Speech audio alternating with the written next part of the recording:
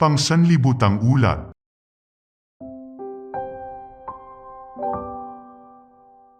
Ang pag-atake gamit ang karit. Nancy, December 9. Ghana. Si Nancy ay 13 taong gulang, nakatira sa bansang Ghana sa kanlurang Aprika.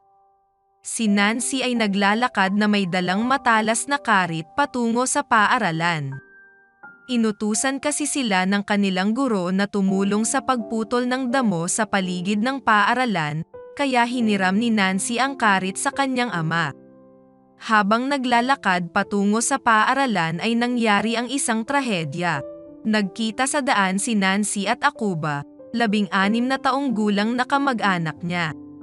At silang dalawa ay nagkaroon ng pagtatalo at nauwi sa pag-aaway.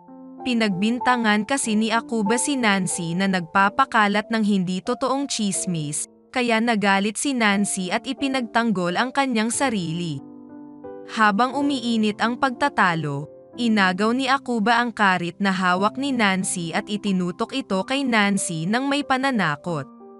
Sa sandaling iyon biglang dumating ang tatay ni Nancy.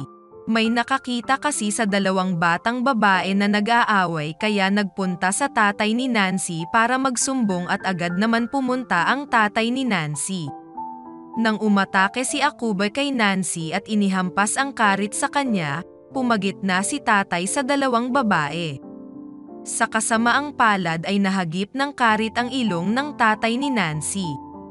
Napaiyak si Nancy, at ramdam niya ang lubos na kalungkutan. Isinugod si tatay sa ospital. Sinubukan ni Nancy na pumunta sa ospital kasama ng tatay niya ngunit may pumigil sa kanya. Sinubukan niyang gumanti kay Akuba, ngunit hindi na niya ito makita. Sa kasamaang palad, hindi na maidugtong ng doktor ang natapyas na ilong ng tatay ni Nancy. Ganamot ng doktor ang sugat ni tatay at na alagaan siya sa isang nurse sa ospital na ang pangalan ay Esther.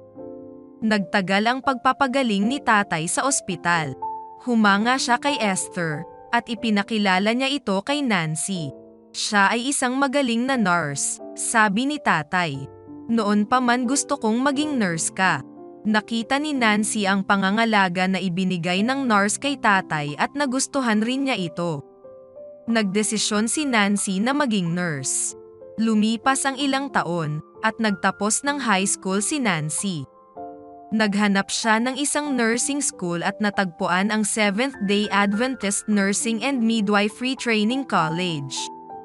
Noong una, inakala niya na ang mga Adventist lamang ang pinapayagang mag-aral doon at hindi siya Adventist.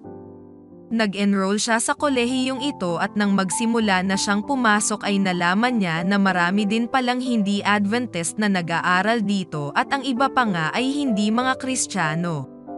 Noon pa man ay itinuturing na ni Nancy na siya ay isang Kristiyano, ngunit nagdadalawang isip siya na dumalo sa isang linggong pangangaral para sa mga estudyante. Itinuro ng pastor kung paano dapat namumuhay ang isang Kristiyano. Kaya napagtanto ni Nancy na hindi pala siya namuhay bilang isang Kristiyano. Nais ni Nancy na mamuhay bilang isang totoong Kristiyano. Sa katapusan ng isang linggong pangangaral, nagpasya siyang isuko ang kanyang buhay kay Kristo at nagpabautismo. Ngayon, si Nancy ay 22 taong gulang na at isang bagong babae. Lubos na nagbago ang kanyang buhay simula nang ibinigay niya ito kay Jesus. Dati ay nagbabasa lamang siya ng Bible sa simbahan kapag Sabado at Linggo, ngunit ngayon ay may araw-araw na siyang devotional, nagbabasa ng Bible at nananalangin din. Excited na siyang makagraduate at pagsilbihan ang mga tao bilang isang nurse. Maaring ipagpatuloy niya ang kanyang pag-aaral at maging isang doktor. Natuwa ang tatay ko nang sabihin kong gusto kong magpabinyag, sabi ni Nancy. Alam niya ang past life ko. Masaya siyang nabalitaan na nagbago na ako sa kolehiyo at nagkaroon ng bagong buhay. Ang ating 13th Sabbath offering ay tutulong sa Seventh-day Adventist Nursing and Midwifery Training College, kung saan nag-aaral si Nancy, na lumawak sa pagtatayo ng mga bagong silid-aralan at dormitoryo.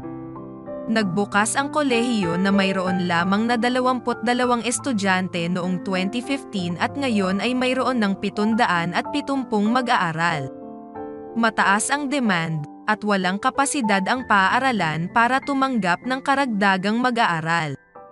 Ito ay isang tunay na paaralan ng misyon, kung saan 30% lamang ng mga mag-aaral ay Adventist.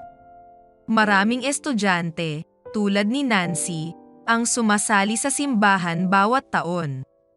Salamat sa pagsasaalang-alang sa isang mapagbigay na 13th Sabbath offering sa darating na ika-30 ng Disyembre.